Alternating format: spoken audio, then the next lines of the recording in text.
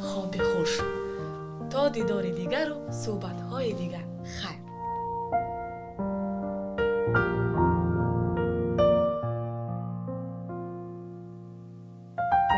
دختر جان، خواب شیرین خورترکان هم به آخر رسید. اکنون بیا رفتیم خواب کنیم.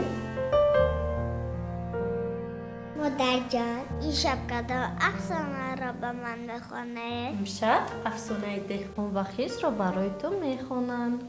یکی بود و یکی خانش افسانه پیش از خواب خاطره کودک مستحکم می‌گردد. تصورات و تخیلات کودک بوی می‌گردد.